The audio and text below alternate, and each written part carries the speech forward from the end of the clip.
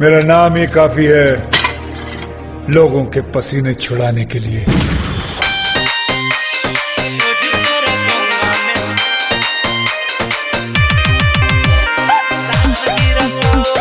Mixed by Prince Raj Yadav।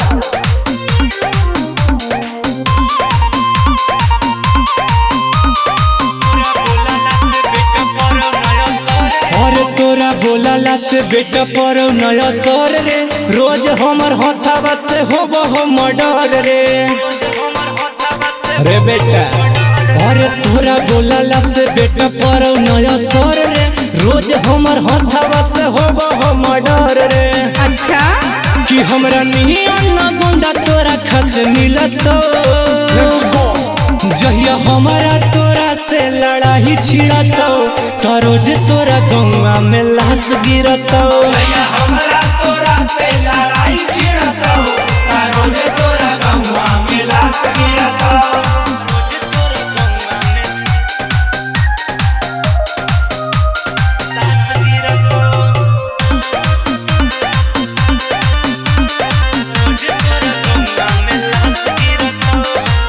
बूझी है न सेरा बेटा तू अपने यहाँ पके, हमारा बारे में पहले पूछे अपना बाप के बाबा रे बेटा।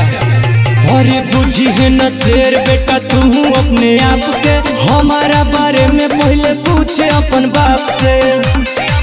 बेटा कहला पर गलती नहीं माफ मिलत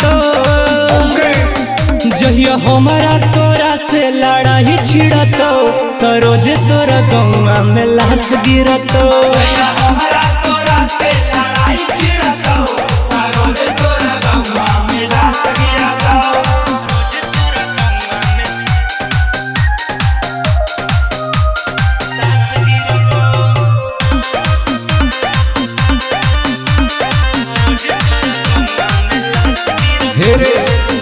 जहिया सनक जैतौ बेटा हमारा महान रे, ओही घड़ी कर देबो खानदान तोरा खत्म रे रे बेटा। अरे जहिया सनक जीतो बेटा हमर मन रे, ओही घड़ी कर देबो खानदान तोर खत्म रे। सोनू सिंगर प्रिंस से न साथ मिलत